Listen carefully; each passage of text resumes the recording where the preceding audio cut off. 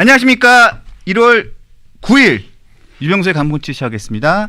자, 오늘은 금요일이고요. 금요일은 국회들의 수다 고정 코너죠. 자, 박상수 전 대변인, 강전혜 전 대변인 자리했습니다. 큰 박수 환영해 주십시오. 안녕하세요. 새해 복 많이 받으세요. 새해 복 많이 받으십시오. 네. 저희가 죄송합니다. 5분 정도 늦게 시작했는데요. 저희가 그 준비하는 게 준비하느라고 조금 늦었습니다. 정말 다시 한번 죄송하다고 사과드립니다. 죄송합니다. 시작 죄송합니다. 댓글 인사가 강전에 싫어요. 어쩌라궁 박상수 너무 싫어. 아 정말 이게 산뜻한 새해 인사로 시작해 주시. 역시 긍정적이야. 그럼요. 역시 긍정적인 분이에요. 네. 그 이들의 수다에 맞는 거지 그냥. 네, 맞아요. 좋아요. 네. 자, 우리 강전의 우리 대변인, 네. 강전혜 변호사님은 프라하의 연인, 프라하의 연인으로 지난 한 주를 프라하에 보내면서 예. 프라하와 부다페스트를 다녀오셨- TMI 아닌가요? 다녀오셨는데 네. 됐어요. 네. 잘 다녀오셨습니까? 네, 네. 좀 추웠는데 좋았어요. 거기 추워요? 프라하가 굉장히 추웠어요. 그리고 그 프라하랑 부다페스트가 다뉴브강이 있는 데잖아요. 그죠? 그렇죠. 다뉴브강. 프라하는 다노우라고 하죠. 뭐더라? 도나우강? 도나우강. 도나우강이 아름답고 푸른 도나우강. 맞아요. 네. 야. 다뉴브가 뭡니까? 다뉴브가. 아니 뭐 비슷하게 다뉴브나 도나우나 다뉴브랑 도나우랑 같은 다 거예요. 같은 거지. 그러니까. 네. 야, 그래도 진짜 거기 온천 유명하잖아요. 네, 세체니 온천. 세체니 네. 갔어요? 아니, 온천도 안 있습니까? 갔어요. 헝가리가 세체니가 최고예요. 아. 저는 어딜 가도 온천을 가는 스타일이라. 그래? 동네 목욕탕이나 가세요. 새해 맞이 세신을 하고. 네. 세신. 세신. 네. 예. 그래요. 호날두랑 호나우두랑 같은 거죠. 네. 옛날에 로날드도 있었어. 로날드 맞아. 로날드도 있었어. 맞아. 맞아요. 그런 거 근황 있었어요. 토크가. 네. 맞아. 그때 나 진짜 헷갈렸어요. 호나우두, 뭐 호날두 막 이래가지고 맞아요. 워낙 이 축구 선수들 이름이 그렇죠. 우리 거기서- 앙리와 헨리도 있고. 거기서 거기라 가지고 네, 맞아요. 헷갈렸어요. 그래가지고 야, 헬리도 있다. 히딩크도 그랬잖아요. 맞아요. 히딩크. 거쓴지 굿쓴지. 뭐 거수도 그렇고 구수도 그렇고 막 그랬었죠. 네, 쓸데없는 얘기는 그만하도록 하겠습니다. 죄송합니다. 자, 우리는 이렇게 웃고 즐기고 있는데 웃지 못하는 한 여성이 있습니다. 네. 그리고 저는 솔직히 말씀드려가지고 위장 이혼, 위장 결혼, 위장 전입은 들어봤어도 나는 정말 위장 미혼은 처음 들어봤어요. 그러니까요. 위장 미혼이 뭐야? 위장 미혼. 야, 이거는요. 나는 살다 위장 미혼이 뭐야? 제가 청약에 당첨돼 본 청약 전문가잖아요. 제가 부동산 청약은 정말 이거를 네. 정말 세세히 팠거든요. 근데 제가 그 의뢰인 중에도 그 이렇게 비슷한 이런 케이스는 아니었지만 청약 규정을 위반해 가지고 입주한 지 3년 만에 청약이 취소된 케이스가 있어요. 취소시키려고요? 그러니까 취소해야지.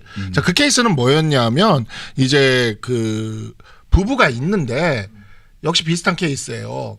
부부가 있는데 위장 이혼을 한 상태에서 남편이랑 이렇게 그 남편은 이제 경기도에 있는데 서울로 해가지고 청약을 당첨돼서 받은 케이스예요.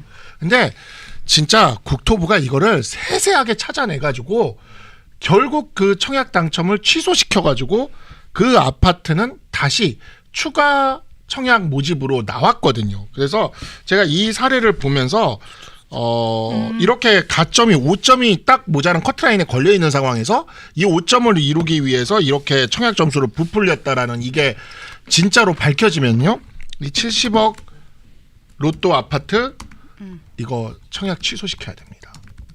일반 국민들은 청약 취소합니다. 그 아파트 지금 전매 제한이 있었고는 정확한 시세는 모르지만 100억 정도 된다는 얘기도 있거든요. 그러니까 본인이 분양받았을 때는 한 35억 정도였는데 그것도 굉장한 게 당첨되자마자 2달 만에 현금으로 이제 35억을 낸 거예요. 그리고 조금 아까 청약 점수 그 아들 올린 네. 거 요거 얘기하신 건데 이게 한 20년 동안 이분들이 상가를 사고 팔고 이렇게 하면서 한 30억 정도 차익을 남겼다라고 지금 알려지고 있어요. 근데 그동안에 아파트는 사지 않았었던 거야. 그러니까 주거용 주택을 사지는 않고 이제 다른 상업용 이런 것들을 그 부동산을 사고 팔고 이랬는데 이게 걸러지지가 않으니까 지금 시스템상으로는 걸러지지가 않으니까 결국에는 이렇게 로또 아파트에 당첨이 된 거죠. 어떻게 보면 뭐 법의 미비라고 볼 수도 있는데 이게 정치인으로서 과연 좀 적당한 행동을 한 것인가? 굉장히 좀 부끄러운 일이 아닌가 싶어요. 그러니까 여기에 대해서 본인이 어떻게 해명을 하게 될지 모르겠습니다만 지금 하는 얘기는 다 그거잖아요. 청문회 가서 얘기하겠다. 네. 자료 다 있다. 이거 완전 옛날에 김민석 총리 청문회가 생각이 나는 거예요. 막 배추 얘기 나오고 막 온갖 얘기가 다 나오는데 청문회에서 밝히겠다 했다가 아무것도 안 했잖아요. 그러니까 결국 그런 거 뭐 다시 리바이벌 되는 게 아닌가 싶습니다. 저는 근데 황당한 게 그거예요. 아까도 말씀드렸지만 위장 이혼, 위장 결혼, 위장 정림 이런 얘기는 많았지만 난 위장 미혼이란 얘기는 내 세상에 처음 들어봤다니까요. 네? 이런 얘기는 처음 들어봤습니다. 정말 좀 어이가 없고요. 그리고 해명이 정말 저는 두 눈을 다시 한번 뜨고 진짜 씻어보고 다시 한번 봤는데 이 해명이 진짜 황당해요. 보세요. 이 장남 부부가 있는데 장남은 세종에 서 아파트를 구해가지고 뭐 전세로 이제 살고요. 며느리는 용산에 또 전세를 구해서 삽니다. 그런데 뭐라고 얘기하냐면 이혜훈 후보자님, 존경하는 이혜훈 후보자님의 해명을 제가 간단하게 핵심만 말씀드릴게요. 장남의 혼인 신고 여부를 전혀 몰랐다. 예, 장남이 혼인 신고한지를 몰랐답니다. 야, 100번 제가 양보하겠습니다. 모를 수 있어요. 네. 두 번째. 평일에는 장남은 직장이 있는 세종에 며느리는 용산 신혼집에 살았고 이것도 그럴 수 있어요. 100%. 그런데 이게 제일 웃겨. 주말에는 장남 부부가 이 후보자 부부 집에 함께 지냈다. 네. 이게 말이 됩니까? 그러니까 이게? 새집 살림을 했다는 거잖아요. 아니 왜 같이 살아? 그러니까 주말 부부인데 왜 엄마 아빠랑 같이 와서 사냐고. 좀 이야기 거의 저는 이거 보면서 근데 얘네가 근데 이 아들 부부가 제 미안해요 말 끊어서. 근데 아니. 아들 부부가 혼인 신고한 거를 정말 몰랐고 근데 애들이 결혼을 했는데 왜 주말에 같이 사냐고. 제가 실거주지가 아닌데 진짜 여기가 황당해. 실거주지인 것처럼 해가지고 올린 거기 때문에 이건 같이 사는 걸로 해가지고. 근데 왜 전세를 왜 얻어주냐고. 그러니까요. 용산에다 그렇게 한 얻어주고 거기 세종에 때문에 얻어주고. 이거는 일반적인 국민들이면 이거 청약 취소돼요. 뭐 돈 자랑하냐고. 이거 그리고요. 이게 청약 취소가 되면은요. 원 분양가로 무순위 청약이 나옵니다.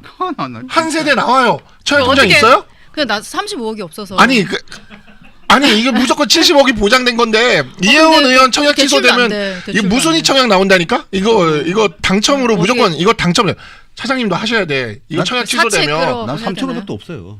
청약 통장은 있으실 거 아니야. 통장은 지금 그럼 30년째 갖고 있죠. 일단은 무순위 청약 무순위 청약이 나옵니다, 여러분. 국민 여러분, 이거는 반드시 취소를 시켜야 돼요. 무순위 청약으로 원 분양가로 나옵니다. 정말 충격적인 가격으로 나오는 거예요. 그러니까 이게 그 결국에는 아들의 혼인신고 이런 것도 모른다는 게 나는 최민희 위원장 생각이 나는 거예요. 그 딸 결혼 다 양자역학 때문에 그래 이거. 딸 결혼식 날짜도 모르고 양자역학 공부하느라고.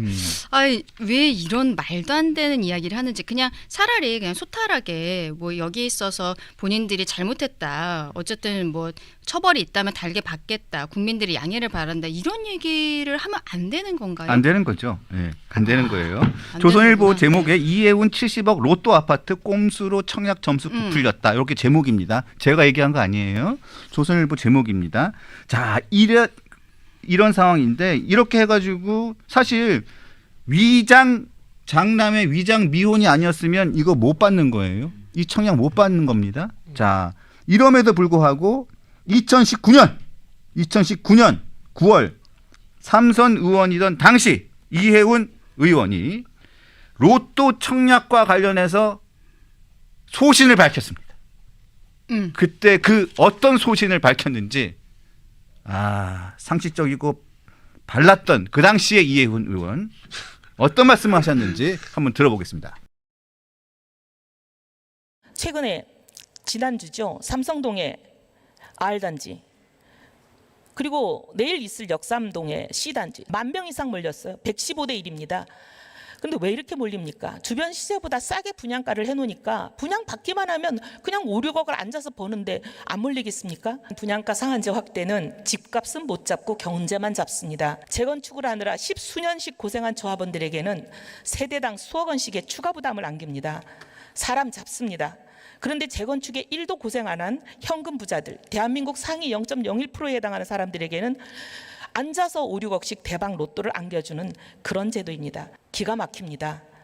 과정은 공정하지 못하고 결과는 정의롭지 못한 재앙입니다. 기가 막힙니다. 그러니까 앉아서 6억씩 대박 로또를 안겨주는 그런 제도입니다. 기가 막힙니다. 과정은 공정하지 못하고 결과는 정의롭지 못한 재앙입니다. 이게 뭐가 문제냐면요. 네. 이 삼성동 R 아파트, 역삼동 C 단지 본인이 여기는 들어간 거 아니에요? 5억, 6억인데 본인은 50억, 60억이에요. 그렇죠. 이게 0이 하나가 더 붙어야 되는 거죠. 근데 이게 2019년 영상이거든요. 이 문제가 되고 있는 반포 아파트는 2024년에 분양을 이제 받은 건데 그 5년 사이에 이런 것들을 보면서 나는 5, 6억이 아니라 50억, 60억을 벌 수 있겠구나 이런 생각을 하시게 된 게 아닐까. 그렇죠. 장남은 미혼을 유지시키고. 근데 이게 사실 이 청약제도라는 게 여러 가지 논란이 있을 수밖에 없는 네. 제도기는 해요. 그렇긴 한데 사실 청약제도가 그동안에 주거사다리로서의 역할을 해왔고 그 다음에 이제 서민들이 합법적으로 자산을 증식하는 그러한 방식으로도 청약제도가 활용이 되어 온 것은 맞거든요. 말 잘하네요. 예. 네. 제가 청약제도는 정말. 근데 이 청약제도 쪽에 또 하나의 문제점이 무엇이었냐면 이게 청약제도가 과거에는 100% 추첨제였단 말이에요. 근데 100% 추첨을 하다 보니까 약간 그 청약제도를 오랫동안 해왔던 사람들이 혜택을 잘 못 보는. 예를 들어 30년 갖고 있다면서요. 네. 예, 이런 혜택을 못 보는 거예요. 4만 원씩 내요. 예, 그러니까 이렇게 되니까 이런 지점들에 있어서 혜택을 주기 위해 가점제를 도입을 한 거예요.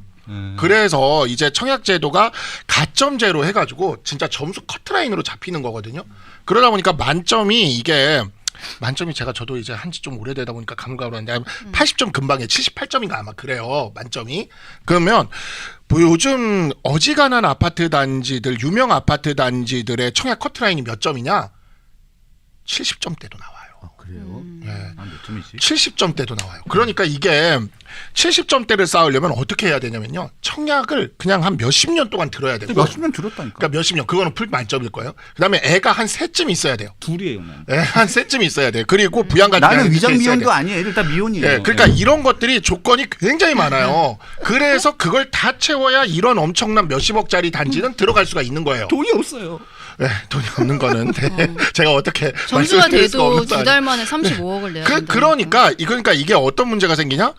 나이가 드신 분들에게만 기회가 있는 거예요. 그러니까 오히려 청년들은 또 기회가 없는 거예요. 왜냐, 이게 가점제니까 몇십 년을 쌓아야 되잖아요. 아이들도. 그리고 요즘에는 또 비혼 세대들도 많은데 비혼 세대들은 기회가 없는 거죠. 그래서 요즘에 또 가점제랑 추첨제를 섞어서 하자 뭐 이런 얘기가 나오는데 이게 되기만 하면은 로또처럼 주요 단지들은 돼버리니까 이 가점을 높이기 위한 천태만상이 펼쳐지는 거예요.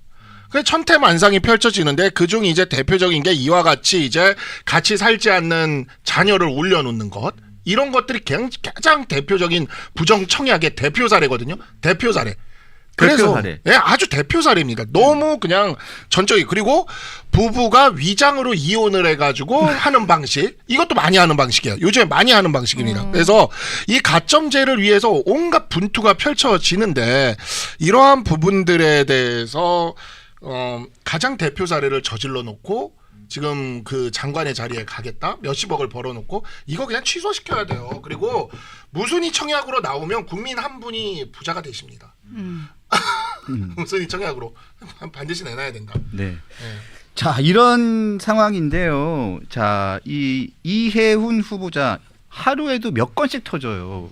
너무 많아요. 네, 그래서 솔직히 보면 출근길에 기자들 이렇게 쭉 만나잖아요. 만나는데 난 웃으면 안 되는데 처음에는 딱 처음 나오셨을 때는 한박 웃음을 지으면서 기자들이 반기지도 않는데 네. 막 갑자기 악수하자 그러고 막 그랬잖아요. 그다음부터 표정이 계속 바뀝니다. 그러더니 오늘 표정을 보세요. 굉장히 우울해요. 너무 어두워졌어요. 그래서 이 커뮤니티에 이해운 후보자의 표정 변화 그리고 옷 색깔도 변합니다. 옷 색깔도 약간 밝았다가 조금 어두워졌다가 지금은 거의 칙칙해요. 그렇지 않습니까? 그래서 이거는 제가 그렇게 한 게 아니고 요즘 저런 커뮤니티에 계속 올라오고 저런 보도도 있더라고요. 이게 오늘 보세요. 오늘은 거의 지금 저기 어디 보통 저기 조사받으러 갈 때 저런 표정인데. 그렇죠. 예. 아니 왜냐하면 이거는 국토부에서 청약을 취소시켜야 되거든요. 그러면 장관 한번 하려다가 70억이 날아가는 거예요. 오늘은 아예 쳐다보지도 않고 고개를 숙인 채 들어갔어요. 그래가지고 좀 안타까운 생각이 드는 부분도 있는데 또 보면 너무나 일들이 계속 터지기 때문에 저 정도까지 해가지고 그냥 계속 청문회를 가야 되나? 저렇게까지 가실라나? 장남의 위장 미혼까지 하시면서 그러는 찰나에 또 제 친구이자 제 친구인 법사위의 또 스타 주진우 의원이 또 이해운 후보자의 또 까랑까랑한 음성을 하나 또 공개를 했습니다. 이 들어야 되나 말아나 고민을 너무 했지만 까랑까랑해요. 자 한번 들어보겠습니다. 나 기가 막혔어. 핸드폰으로는 검색이 안 되는 게 얼마나 많은지 알아? 그것도 몰랐단 말이야? 너 언론 담당하는 애 맞니? 아니 그걸 지금까지 몰랐단 말이야? 너 모바일 버전이라는 거는 요약본 축약본이야. PC 버전에. 몰라 그걸? 너 그렇게 똥오줌을 못 가려? 보면 모르겠어? 말 좀 해라. 똥오줌을 못 가려. 말 좀 해라. 똥오줌을 못 가려. 보통 그 쓰시는 단어들이 보통 이렇네요. 네, 그러니까 정말 그 갑질도 약간 그런 게 있는데 워낙 일타가 셌어가지고 맞아요. 야가 너무 세서 네 머리 판단하는 머리 아니야.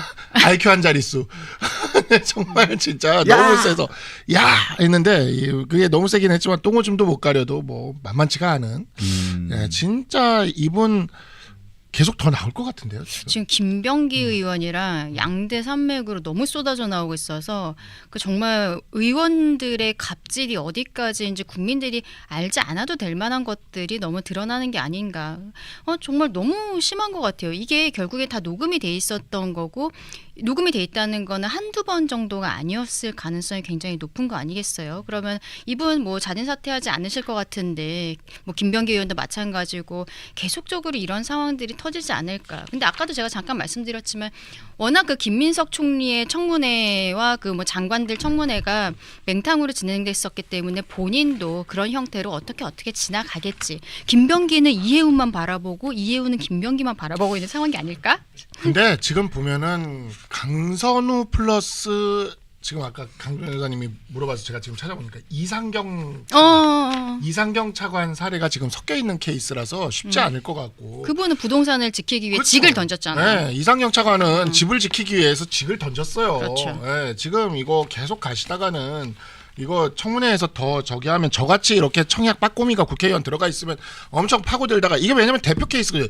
이런 걸로 장남 위장 전입이나 뭐 그 이렇게 장남을 이렇게 부양가족으로 억지로 얹거나 해가지고 취소된 일반인 사례들 한 수두룩해요. 근데 이미 드러났기 때문에 약간 그렇죠. 양문석 의원 루트를 타게 되지 않을까 싶어요. 양문석 의원도 결국에는 이제 아파트 그 반포 아파트 팔긴 했잖아요. 아니 파는 게 문제가 아니라 이건 청약 취소라니까. 이건 청약이니까. 그러니까 어쨌든 양문석 의원은 돈과 직을 모두 다 그때 잃는다는 이제 부정대출 거지. 케이스고 부정대출이고 이분은 청약이기 때문에 청약은 이게 가점제가 되게 일종의 부정입학 같은 거거든요. 점수 조작한 거랑 마찬가지인 거라서. 그렇죠. 네, 그래서 이 가점제 점수 조작은 이거는 그냥 취소 사유란 말이에요. 그래서 진짜 이거는 뭐 우리 당에 뭐 있겠지만 국회의원 중에서 청약 빠꼬미들이 그 사례들 이렇게 그 위장으로 해가지고 청약이 취소된 사례들 한 10개만 읊으면 그리고 국토부에 이거 하라고 압박을 넣으면 국토부에 요구를 하면은 국토부가 이걸 안 할 명분이 없어요. 그러면 지금 계속 청문회까지 가시잖아요. 그러면 장관 한 번 하고 70억 날리시는 거야. 아니 근데 이미 드러나갖고는 장관직이라도 이제 지켜야 돼요. 이거는 아니 그러니까 국민들께서 이상경 보고 계시기 차관처럼 때문에. 물러나면 그렇게까지는 굳이? 안 팔 수 있잖아. 굳이 그러면 될 이제 수 있죠. 70억은 지키는 거지. 그러면 이제 장관이냐 70억이냐를 가지고 이제 고민을 해야 되겠죠. 이상경 차관은 과감히 집을 선택하는 그 용단을 보여줬지 않습니까? 그러니까 지금 그 고민일 이분 거예요. 진짜 지금. 갈수록 날린 게 이제 정치인들이 자식 문제가 계속 얽혀 있잖아요. 뭐 예전에 조국 대표 때부터 해서 굉장히 많은 사건들이 있는데 최근에 이제 김병기 의원도 자식의 뭐 편입이나 취업 이런 것들 문제되고 있는데 이분도 아들이 그 미국에서 유학을 하고 있는데 아빠랑 공저자로 논문 쓴 것도 또 나왔잖아요. 근데 논문의 내용이 아빠의 전문 분야야. 게임 이론이 들어가 있는. 이게 과연 이해할 수 있는 건가? 그리고 결국에는 국책연구원에서 근무를 하고 있는데 그 과정에서 이 논문이 또 역할을 한 것은 아닌가라는 생각이 들 수밖에 없죠. 이 논문에 투고했었던 그 연구 단체에도 또 아버지가 거기에서 나름대로 높은 자리를 받고 계셨던 거잖아요. 참 이런 게 부모 찬스 사건들이 계속 터지는데 국민들은 박탈감만 느낀다고 생각합니다. 제가 뭐 이런 얘기까지 하고 싶지는 않았는데 이 이해운 지명자가 이 중성동을 그리고 동대문 이쪽에서 있거나 그리고 특히 서초 이쪽에서 보면 경선을 치르잖아요. 네, 경선에서 진 적이 없습니다. 맞아요. 진 적이 없어요. 왜 그랬을까요? 지난번에 조윤선 전 장관하고도 2016년의 경선에서 정말 간발의 차이로 환산 점수 뭐 12표인가? 뭐 이렇게 해서 이겼어요. 네. 그리고 최근에 2024년 총선이었나요? 지난번 총선에서도 하태경 전 의원과의 경선에서 맞아요.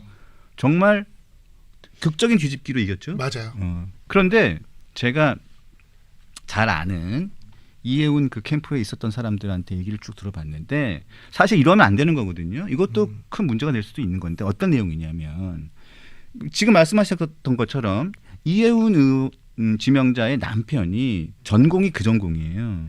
예. 그런데 경선 때가 되잖아요. 가장 중요한 게 다 아시다시피 책임 당원 명부를 맞아요. 확보하는 게 굉장히 중요합니다. 그게 가장 맞아요. 중요하죠. 중요하고 두 번째는 뭐냐면 당원 책임 당원 명부 중에 허수를 걸러내는 거예요. 맞아요. 예. 허수를 걸러내서 그 허수에서 진짜 제일 중요한 명단들을 뽑아내서 엑셀화 작업을 해가지고 그 명단을 가장 맞아요. 진땡이를 걸러내는 그 작업이 제일 중요하거든요. 그걸 누가 하는 줄 알아요? 남편이요. 남편의 제자들이 와서 합니다. 오. 남편의 제자들이 2명에서 3명이 와서 그 당협의 이 자료들이 있잖아요. 네. 당협의 뭐 당원들 자료들이 있잖아요. 그거를 샘플링을 돌려가지고 하루 이틀 밤을 셉니다. 그래가지고 최대한 완벽한 자료를 만들어서 거기에다가 집중적으로 홍보를 하고 집중적으로 공략을 해서 경선에 이깁니다. 이거 이렇게 하면 안 되는 거예요. 그렇죠. 제가 이런 얘기까지 하고 싶지 않았었는데 이렇게 사실 이게 위법인지 탈법인지 어느 경계선상에 있는 거예요. 위법에 가까운데. 네, 이렇게 해가지고 본인이 국회의원이 당선이 되고 경선에서 이기고 해왔던 겁니다. 서초에서 3선을 한 위력이 사실 이렇게까지 뭐 이것까지 공개하고 싶지는 않았습니다만 저는 그 얘기를 여러 번 들었었어요. 그러니까 전 가족들을 다 활용을 해가지고 본인의 지금까지 국회의원까지 쭉 해왔는데 사실 본인이 이렇게 불필요하고 한 기획 예산처 장관을 본인이 탐하지 않았으면 이렇게까지 다 까발려져서 본인이 큰 낭패를 당하진 않았을 텐데. 정치도 청약도 가족 사업이네요, 이분한테는. 이게 또 패밀리 교수와 비즈니스. 대학원 아마 대학원생일 것 같은데 대학원생의 관계도 완전한 가불의 관계잖아요. 그렇죠. 그렇기 때문에 그 학생들이 그 제자들이 자발적으로 와서 말하자면은 사모님인 거잖아요. 그 스승님의 그 배우자니까 그렇죠. 그분을 도왔다라고 보기는 좀 어렵지 않을까. 아니 시켜서 하는 거죠. 왜냐하면 네. 갑을 간 게 아닙니까? 그러니까 교수님한테 잘 보여야 되는 대학원생들은 그 교수가 시키는 대로 해야 되는 거죠. 교수님하고 교수님 사모님이 국회의원 출마하는 거하고 뭔 관계가 있습니까? 근데 시키는 대로 해야 되니까. 그러니까 우리나라에서 갑질의 마지막 보루가 대학원인 것 같아요, 사실. 네. 어마어마하죠. 학계가 정말 마지막 보루인 것 같은데 와, 근데 이런 거는 만약에 사실이면 이거는 사실이에요. 개인정보보호법도 그러니까 사실이에요. 개인정보보호법도 위배가 문제가 될 수가 있는 사안이고 왜냐면 당원 명부가 외부인에게 나가는 거잖아요. 그러니까 이게 개인정보보호법 위반이 당연히 될 수가 있는 거죠. 그 당원 명부는 당협위원장이 볼 수는 있지만 그걸 외부인한테 유출하는 거는 그 문제가 될 수가 있는 거고 보좌진 대학원생들에 대해서는 갑질 문제가 생길 수가 있겠네요. 이거는 이거 어디 제보하셔야 되는 거 아니에요? 저요? 청문회 앞두고? 그러니까 제보 지금 얘기했잖아요. 네. 또 야, 몰라 진짜. 그 배우자가 교수이기 때문에 원래 대학 교수들이 네. 또 정치 라인을 타는 게 막 국책 사업이나 이 보조금 받는 사업들을 따와야 학교 맞아. 안에서의 보직도 받고 이런 것들이 있거든요. 그래서 교수 사회도 굉장히 정치적인데 중성동을 그 경선할 때 이해훈 당시 후보자의 남편 되시는 분 김 교수님 제자 대학원생 2명이 와서 하루 꼬박 밤을 새면서 그 지역의 책임 당원들 명부를 가지고 그 소팅을 해가지고 그거를 밤새워서 해가지고 그 굉장하네요. 자료를 정리를 해가지고 그 자료를 토대로 해서 그 자료를 집중적으로 홍보를 문구를 보내고 계속 그게 제일 중요해요. 거기에다가 네. 집중적으로 한 거죠. 그래서 경선에 이겼습니다. 음. 그거는 야. 제가 확실하게 취재한 내용이고 진짜 이건 내부자에게 직접 들은 내용입니다. 그러니까 여기에 대해서 그게 제가 한 얘기가 거짓이다, 사실이 아니다라고 말씀하시면 거십시오. 이해훈 후보자님 거세요. 거시면 제가 받아들이겠습니다.